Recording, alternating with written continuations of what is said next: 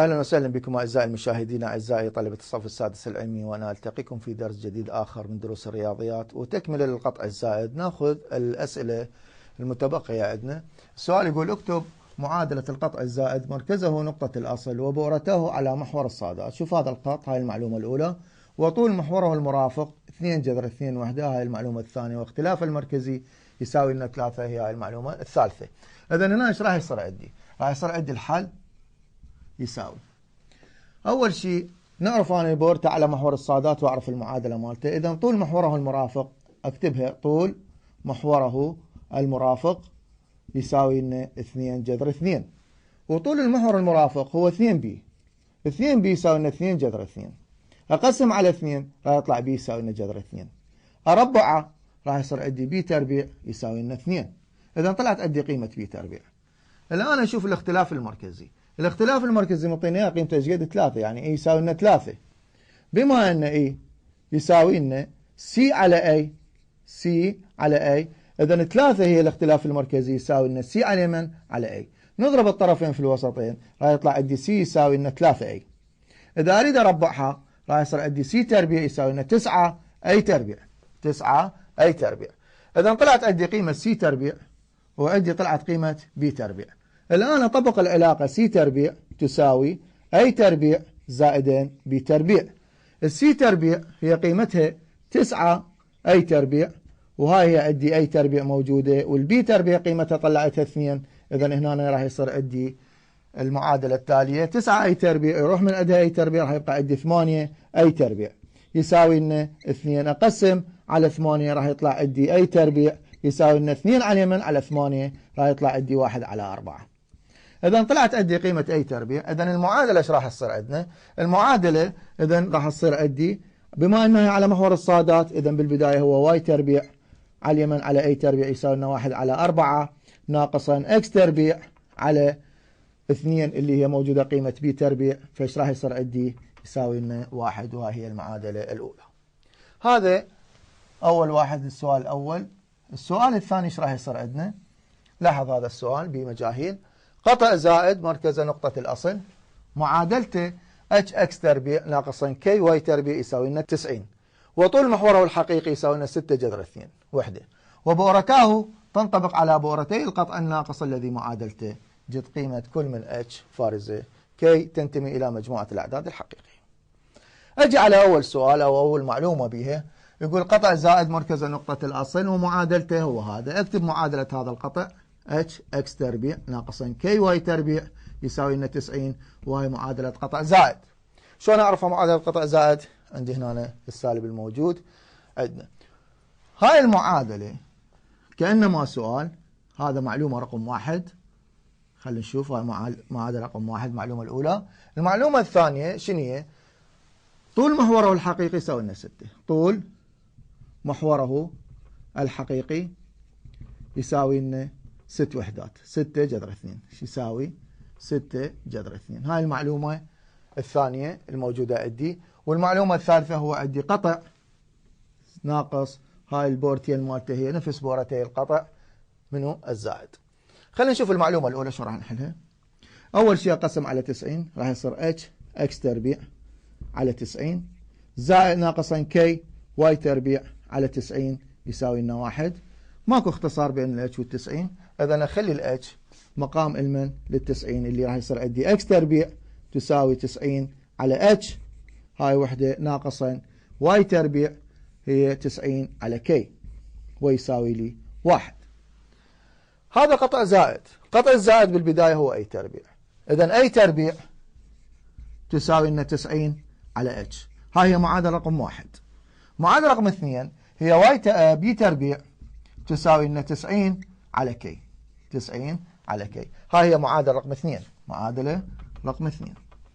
إذا حصلت من هاي المعادلة مال القطع الزائد على قيمة أي تربيع مالتها وقيمة بي تربيع.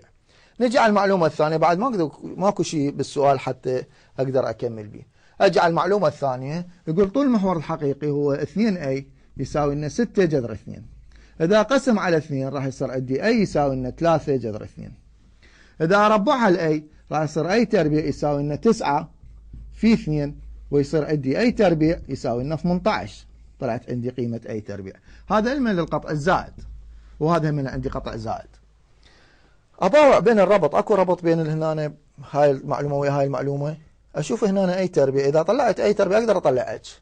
زين أنا عندي أي تربيع طلعتها، إذن هاي نعوضها في معادلة واحد. معادلة رقم واحد شنو هي؟ أي تربيع يساوي 90 على اتش. أي تربيع يساوي 90 على اتش. إذن أي تربيع قيمته ايش قد؟ 18، ويساوي لنا 90 على اليمين على اتش. هنا ايش راح يصير عندي؟ راح يصير عندي 18 اتش يساوي لنا 90، راح يصير اتش يساوي 90 على اليمين على 18، وهاي بها اتش يساوي لنا 5. اتش يساوي لنا 5. إذا طلعت قيمة اتش الموجودة عندي الآن، هاي المعادلة الأولى، قيمة أي تربيع. بقى أدور عن قيمة بي تربيع. قيمة بي تربيع أشوف عندي تنطبق بؤرتا القطع الزائد على البؤرة القطع الناقص اللي معادلته هذا. خلينا نشوف هاي المعادلة شو راح نكونها. إذا هاي المعلومة الثالثة للسؤال هو 9 اكس تربيع زائدا 16 واي تربيع يساوي لنا 5 7 6. هذا القطع الناقص يقول البؤرتين مالته تساوي بؤرتي القطع الزائد. زين شلون اطلع بؤرتي القطع الناقص؟ هنا أنا عندي 576 اقسم عليها، راح يصير عندي اكس تربيع 9 على 576 زائدا 16 واي تربيع على 576 يساوي لنا 1. هنا تلاحظ عزيزي الطالب، هنا اعطانا رقم مو بالضروره يعني انت دائما تريد تسويها هنا يصير 9 هنا يصير 16، لا، ابدي اقسم ال 576 على 9، 576 على اليمين على 9 راح يصير عندي اكس تربيع بالقسمه عليه راح يطلع عندي 64 زائدا واي تربيع راح يصير عندي على 36 يساوي لي 1. إذا طلعت قيمة اكس تربيع على 64 زائدا واي تربيع على 36 يساوي لنا 1. هذا قطع ناقص. القطع الناقص دائما أي أكبر من بي، بما أن أي أكبر من بي. إذا أي تربيع تساوي لنا 64 وبي تربيع هي تساوي لنا 36. إذا أريد أكمل هذا السؤال راح أطلع البؤرة اللي هي سي تربيع تساوي لنا أي تربيع ناقص بي تربيع، وأنا لازم أعرف أنا على من قاعد أشتغل على قطع زائد أو قطع ناقص. بما أني قاعد أشتغل على قطع ناقص إذا المعادلة هي راح تصير عندي العلاقة سي تربيع تساوي أي تربيع ناقصا بي تربيع. سي تربيع مجهولة، أي تربيع هي 64 ناقصا 36، سي تربيع يساوي لنا أنقص من عندها راح يصير عندي 14 يروح 6 هاي 8 ويبقى لنا 5 يروح 3 يبقى عندي 2 ويساوي لنا سي تربيع 28. إذا طلعت عندي هاي المعادلة هي سي تربيع يساوي لنا 28. طلعت عندي سي تربيع. إذا البؤرة هي نفسها بؤرة القطع الزائد، بؤرة الناقص هي نفسها بؤرة القطع الزائد، يعني قيمة سي تربيع هي 28 هي نفسها علما للزائد. إذا هاي هي علما للقطع الناقص، وهي تمثل علما تمثل أيضا للقطع الزائد. إذا القطع الزائد أيضا شنو؟ سي تربيع يساوي لنا 28. خلينا نيجي نربط بيناتها هاي. أنا أريد أطلع بي تربيع، أنا عندي سي تربيع وجدناها والأي تربيع أيضا موجودة 18. إذا نطبق العلاقة على القطع الزائد فتكون العلاقة هي سي تربيع تساوي أي تربيع زائدا بي تربيع. إذا سي تربيع يساوي لنا أي تربيع زائدا بي تربيع، أطبق العلاقة هاي راح يصير عندي 28 ويساوي لنا أي تربيع عندي 18 زائدا بي تربيع. ال 18 هي قيمة أي تربيع. إذا هنا راح يصير عندي بي تربيع يساوي لنا 10 نقصها. طلعت بي تربيع هاي للقطع الزائد طلعت بي تربيع. مجرد أن أعوضها، إذا الأخ المصور هنا إذا أعوضها في معادلة رقم 2 راح يصير بي تربيع يساوي 90 على كي. إيش راح يصير عندنا؟ لاحظ راح أخلي بدال بي تربيع هاي هو مكتوب بي تربيع المعادلة رقم 2 نعوضها في 2. إذا بي تربيع يساوي لنا 90 على كي ويساوي لنا بي تربيع 10 يصير 90 على كي، وهنا كي راح يساوي لي 90 على 10 راح يساوي لنا 9، وهاي هي قيمة كي. إذا حصلت على قيمة اتش وقيمة كي اللي تنتمي إلى مجموعة الأعداد الحقيقية. انتقل بكم الى سؤال اخر اعزائي الطلبة ونشوف هذا السؤال ايضا. أحب أكمل هذا السؤال. احنا هذا السؤال شوية مطول اللي بدينا به. هذا السؤال الآخر يقول جد معادلة القطع الناقص الذي بؤرتاه هم بؤرتا القطع الزائد. بؤرتا القطع الناقص هي شنو؟ بؤرتا القطع الزائد، يعني سي راح تصير نفسها سي للقطع الزائد الذي معادلته اكس تربيع، المعادلة اكس تربيع ناقصا 3 واي تربيع يساوي لنا 12، يساوي لنا 12. هاي المعادلة هسه صارت عندي معادلة قطع زائد، لأنه هو قاعد يقول بؤرتاه بؤرتا القطع الزائد الذي معادلته، هذا هي الإشارة السالبة هي القطع الزائد. خلينا نطلع البؤرة مال القطع الزائد. أول مرة لازم أقسم على اليمين على 12، راح يصير عندي اكس تربيع على 12 ناقصا 3 واي تربيع على 12 يساوي لي 1. اكس تربيع على 12 ناقصا واي تربيع على 12 راح يصير واي تربيع على 4 ويساوي لي 1، ويساوي لنا 1. هنا ايش راح يصير عندي؟ هذا يمثل لي اي تربيع اللي هو 12، والبي تربيع يمثل لي رقم 4، راح يطلع عندي سي تربيع. ايش راح ينتج؟ السي تربيع بما انه قطع زائد راح يصير اي تربيع زائدا بي تربيع، يعني 12 زائدا 4 ويساوي لنا 16. اذا قيمة سي تربيع صارت عندي تساوي 16. هاي بؤرة المن للقطع، هاي المن قطع زائد، وهي شو تمثل ايضا؟ وهي تمثل للقطع الناقص، تمثل المن ايضا للقطع الناقص. اذا حصلت على سي تربيع بالبداية، بدي ادور عاد عن قيمة اي تربيع وقيمة بي تربيع. والنسبة بين طولي محوريه، هاي المعلومة الأخ الموجودة عندنا، والنسبة بين طولي محوريه، مال من هو النسبة بين طولي محوريه؟ شوف هنا هاي النقطة الموجودة هنا، انتهت هاي المعلومة الأولى للقطع الزائد. إذا أرجع مرة الأخ المن للقطع الناقص، انتهت هاي المعلومة، والنسبة بين طولي محوريه. إذا أرجع المن للقطع الناقص اللي هو النسبة بين طولي محوريه يساوي 5 على 3. بما أن النسبة على طولي محوريه يعني 2A على 2B يساوي لنا 5 على 3، 5 على 3. هنا ايش راح يصير عندنا؟ الاثنين ويا اثنين تختصر، راح ينتج عندي A على B يساوي لنا 5 على 3. بضرب الطرفين في الوسطين راح يصير عندي 3A يساوي لنا 5B. 3A يساوي لنا 5B. اقسم على 3، A راح يطلع عندي يساوي 5B على 3، واذا اريد اربعها راح يصير عندي A تربيع تساوي لنا 25 B تربيع على 9. هاي طلعت قيمة أي تربيع. هاي المن للقطع الناقص، للقطع هاي قطع ناقص. إذا طلعنا القطع الناقص سي تربيع، هاي قلنا تمثل أيضا للقطع الناقص، وطلعت عندي شنو؟ أي تربيع. هسه أطبق العلاقة مال من؟ مال القطع الناقص، راح يصير سي تربيع يساوي أي تربيع ناقصا بي تربيع. السي تربيع ايش راح ينتج عندي؟ السي تربيع اللي هي 16 ويساوي لنا الاي تربيع هي 25 بي تربيع على 9 ناقص زائد ناقصا بي تربيع اللي موجودة عندي بي تربيع. لاحظ هاي العلاقة عزيزي الطالب موجودة عندي. ايش موجود عندي بالمقام؟ موجود عندي رقم 9. اذا اضرب كل المعادلة في 9 حتى احصل على 16 اضربها في 9 راح يصير 144 ويساوي لنا 25 بي تربيع ناقصا 9 بي تربيع. هاي ضربناها في 9.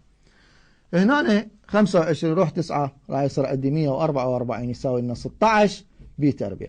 اقسم على 16 راح تطلع عندي بي تربيع يساوي لنا 144 على 16 راح يصير عندي 9.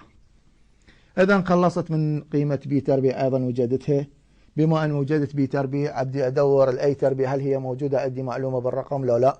راح اشوف الاي تربيع هي 25 على بي تربيع على 9. هاي اعتبرها معادلة رقم 1. اذا اريد اعتبرها هاي معادلة رقم شنو؟ معادلة رقم 1. هاي اعوض في 1، نعوض في معادلة 1. ايش راح ينتج عندي اي تربيع؟ اي تربيع يساوي لنا 25 بدال البي تربيع هو 9 وعلى اليمين على 9 والتسعة ويا 9 تروح راح يطلع عندي هو 25.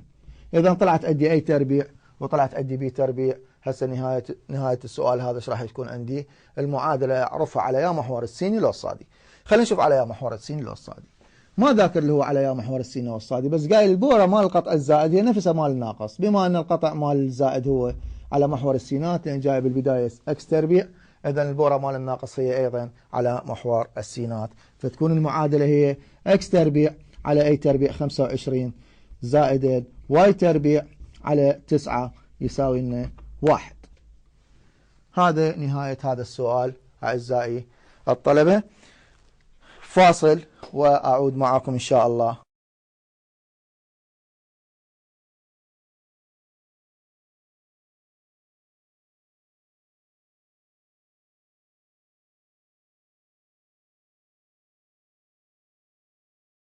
أتواصل معكم أعزائي طلبة الصف السادس العلمي وأكمل ما بقي من القطع الزائد وهو عملية الانسحاب. خلينا نرجع للسبورة والرسوم الأولى اللي أخذناها في الحلقة. إيش راح يصير عندنا؟ هذا هو القطع الزائد مركز نقطة الأصل. لاحظ هذا الرسم، لاحظ هذا الرسم، هذا على محور السينات، البورتين على محور السينات، هنا البورتين على محور الصادات. وأيضا أذكركم أيضا بالكتابة اللي كتبناها بالدرس السابق اللي هو المعادلات مالته، كان على إكس تربيع يساوي لنا على أي تربيع ناقصا واي تربيع على بي تربيع يساوي 1، وهذا هي المعادلة الثانية الموجودة عندنا. هنا لو افترضنا بأن القطع راح ينسحب على المحور واي أو على المحور إكس، هنا لمجرد أن شو يصير عندنا؟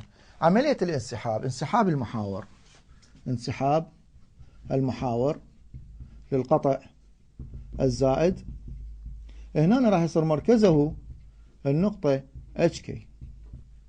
عندي على البورتين على محور السينات، على السينات، وهنا البورتين على محور الصادات، محور الصادات. خلينا نلاحظ شلون راح يصير عندنا الانسحاب وشنو المعادلة راح تصير. هاي المعادلات الموجودة عندنا اخذناها بالقطع الزائد، البورتين على محور السينات وعلى محور الصادات. خلينا نشوف الانسحاب المحاور للقطع الزائد ايش راح يصير عندنا. المركز النقطة هي HK. الانسحاب راح يصير الاتش ياخذ للاكس يروح والكي من الى قيمة واي. اذا انسحاب المعادلة الاولى اكس تربيع على اي تربيع ناقصا واي تربيع على بي تربيع يساوي 1 راح تكون بالصورة التالية: اكس ناقصا اتش تربيع، هنا أنا راح يصير عندي ناقصا واي ناقصا كي والكل تربيع، هاي تكون على اي تربيع وهاي تكون على اليمين على بي تربيع ويساوي لنا 1. وهنا عندي هاي هي النقطة الموجودة عندي اللي هي سالب. هنا أنا راح يصير عندي بالنسبة للقطع البورتين على محور الصادات راح يصير عندي الواي ناقصا كي، وهنا راح يصير اكس ناقصا اتش الكل تربيع. اذا هنا واي راح يصير واي ناقصا كي الكل تربيع على اي تربيع، هنا ناقص اكس ناقصا اتش والكل تربيع على بي تربيع يساوي لنا 1. البورتين ايش راح يصير بالنسبه للبوره الاولى؟ البوره على محور السينات راح اضيف هنا للسي راح يصير عندي اتش، وهنا راح اضيف لها ايضا اتش، وبالنسبه للراس راح يصير هنا اتش وهنا راح يصير اتش. اما بالنسبه للصادات راح يصير هنا كي سي زائدا كي، وهنا راح يصير سالب سي زائدا كي، هنا راح يصير اي زائدا كي، وهنا راح يصير سالب اي زائد كي. والمعلومات اللي موجوده عندي هي تبقى نفسها معلومات بالنسبه للقطع. اذا هنا البوره الاولى راح يصير عندي بعد الانسحاب، البورة الأولى اللي هي الفتحة إيش راح يصير عندي؟ سي أضيف له اتش فارزة بدال الصفر راح يكون عندي هو كي لأن النقطة هي اتش فارزة كي. هنا الرأس الثاني البورة الثانية إيش راح يصير عندي؟ راح يصير عندي سالب سي زائدا اتش فارزة كي. هنا راح يصير عندي البورة الأولى هي موجودة عندي شو لاحظ حتى هذا صفر سي، هنا راح اضيف الكي للسي، هنا أنا صفر بدال الصفر راح اخلي اتش، اذا راح يصير عندي اتش سي زائدا كي هاي، وراح يصير عندي هنا البوره الثانيه هي راح يصير عندي اتش وهي سالب سي زائدا كي. هاي هي المعادله عفوا البورتين الموجوده عندي. الراسين نفس الحاله، الراس الاول راح يصير عندي اي زائدا اتش للكي، وهنا راح يصير الرأس الثاني راح يصير عندي سالب اي زائدا اتش فارزة كي. الرأس هنا راح يصير عندنا ايضا راح يصير عندي الرأس الاول راح يصير عندي اتش، وهنا راح يصير اي زائدا كي، وهنا راح يصير عندي الرأس الثاني هو راح يصير عندي اتش وسالب اي زائدا كي. هاي بالنسبة لانسحاب البورتين، بالنسبة لانسحاب الرأسين. خلينا نيجي ناخذ مثال ونبين عليه ايش راح يصير عندنا. المثال الأول شو يقول؟ يقول عين البورتين والرأسين ثم جد طول كل من المحورين والاختلاف المركزي للقطع الزائد. خلينا نجي نجاوب على هذا السؤال. أول شيء لازم أني هذا تكون معاملة يساوي لنا 1 اللي قيمته تساوي 1. إذا أقسم على من أقسم على 8. بالقسمة على 8 راح يصير عندي واي زائدا 1 والكل تربيع على هنا راح يصير 8 على 8 راح يصير عندي 4 ناقصا 4 راح يصير عندي اكس ناقصا 1 والكل تربيع هنا راح يصير عندي 2 يساوي لنا 1. لاحظ هنا ايش عندي؟ عندي اول شيء اطلع الاتش والكي الموجوده عندنا، والاتش والكي هي راح تصير عندي بالنسبه للاتش هذا كي وبالنسبه لهذا راح يصير اتش، فهنا سالب 1 راح يصير موجب 1 وهنا راح يصير عندي سالب 1. هذا هو المركز، هذا مركز القطع. ايش راح يصير عندي هسه؟ راح يصير عندي اي تربيع بالنسبه للقطع الزائد هذا يمثل لي 4 راح يطلع عندي اي يساوي لنا 2، راح يطلع عندي طول المحور الكبير اللي هو 2 اي يساوي لنا 2 في 2 يساوي لنا 4 وحدات. اما للقطع قيمه بي تربيع راح يساوي لي 2 راح يطلع عندي بي يساوي لنا جذر 2، اذا راح يطلع عندي 2 بي طول المحور التخيلي راح يصير عندي 2 جذر 2. هاي همنا وحده. هنا ايش راح يصير عندنا؟ هسه نطلع قيمه سي تربيع حتى اقدر اطلع الراسين البؤرتين والراسين. راح يطلع عندي سي تربيع يساوي لنا اي تربيع زائدين بي تربيع، اي تربيع زائدين بي تربيع لان عندي قطع زائد.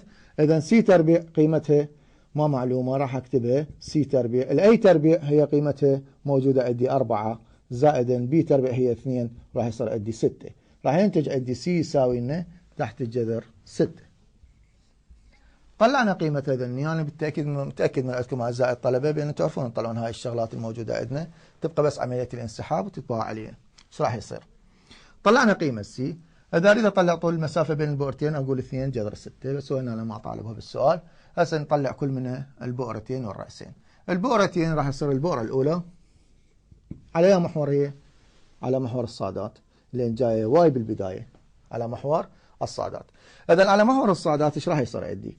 البؤرة الأولى راح تصير اتش يساوي لنا سي زائد كي، والبؤرة الثانية راح يصير عندي اتش سالب سي زائد كي. مجرد أنا أعوض عن قيم كل وحدة من عندهم. الاف فتحة اف 1 ايش راح يصير؟ الاتش ايش قد موجودة عندي؟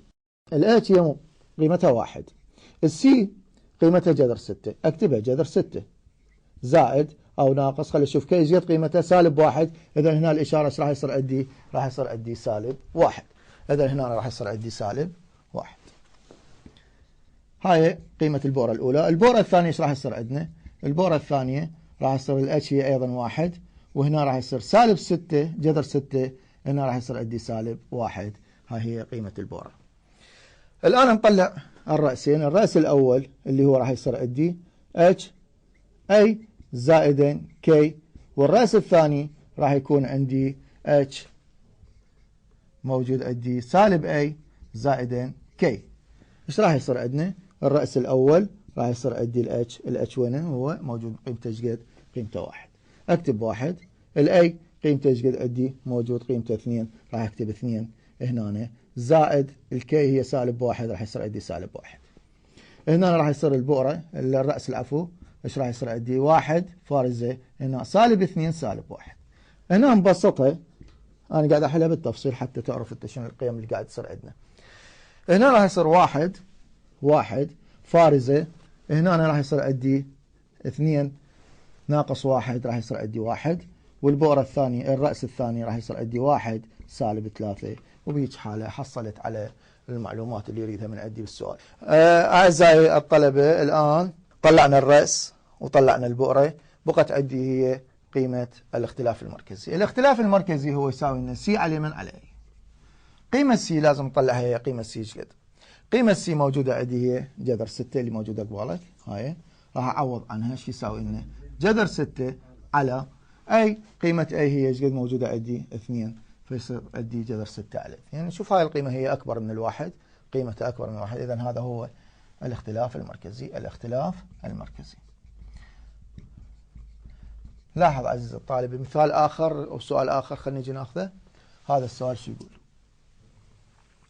هذا السؤال هو مبسط لنا اياه، هو مخلي معامل عفوا قيمة البعد اللي يساوي 1 معاملة هنا يساوي لنا 1 هنا أيضا شي يساوي لنا 1. هاي بالنسبة لحل المعادلات.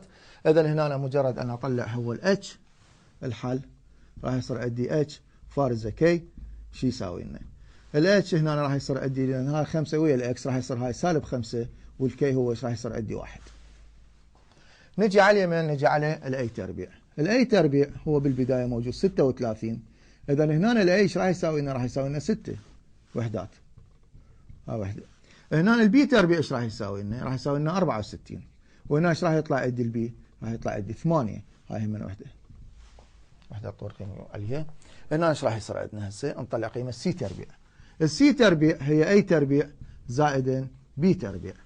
السي تربيع هو انا اللي اريده حتى اطلع البورتين. الاي تربيع هي 36 زائد البي تربيع هي 64 راح يطلع عندي 100. اذا سي يساوي لنا 10. طلعت قيمة سي. عندي قيمة اي عندي قيمة بي. هاي هي المعادلات الموجودة عندي. هسه الان نطلع الشغلات اللي يريدها من عندي اللي هي شنو اول وحده؟ البورتين. البورة الاولى خلينا نشوف القطع على محور. القطع على محور السينات. اذا اول شيء البورة الاولى ايش راح يصير عندي؟ البورة الاولى خلينا نفكر وياي يا عزيز الطالب وتقدر ترجع ايضا اذا الاخ المصور يطلع لنا البورتين شلون راح يصير عندي. هذا على محور السينات راح يصير عندي سي العفو هنا البورتين هذا الصادات وهذا هو السينات سي زائد اتش. اذا هنا راح اضيف سي المن للاتش فارزة كي. هاي البورة الاولى. والبورة الثانية راح يصير عندي سالب سي زائد اتش فارزة كي. شوف لما ضفناها الاتش الى السي. هنا راح اعوض هسه اف 1 يساوي لنا سي ايش قد عندي 10. الاتش موجودة عندي قيمتها -5. هاي فارزة كي هي قيمتها ايش قد 1. هاي هي الاولى. والثانية ايضا راح يصير عندي -10 -5 فارزة كي هو 1. اذا هنا البورة الاولى صارت عندي 10 و5 راح تبقى عندي 5 هنا 1. والبورة الثانية راح يصير عندي -15 فارزة 1 سالب. هنا ايش راح يصير عندنا هسه الرأسين. هذا هو البورتين. هاي البورتان الموجودة عندي. الرأسان راح يصير V1 ايش يساوي لنا؟ الرأس الاول هو راح يصير A زائدا H فارزة K. والرأس الثاني راح يصير عندي -A زائدا H فارزة K. الرأس الاول يساوي لنا A جت قيمته قيمته 6 زائدا H هي قيمته -5 فهنا ايش راح يصير عندي -5. هاي فارزة. وش راح يكون عندي الكي؟ الكي هي قيمته ايش قد؟ 1 اكتبه 1. هنا راح يصير عندي ايضا الرأس الثاني اللي هو -A راح يصير -6 -5 فارزة 1. V1 يساوي لنا 6 راح 5 يبقى 1 والV2 راح يطلع عندي -6 و-5 راح يصير عندي -11 فارزة 1. وبهاي الحالة حصلت على قيمة البورتين والرأسين طول المحورين. أعزائي الطلبة ألتقيكم إن شاء الله في درس آخر.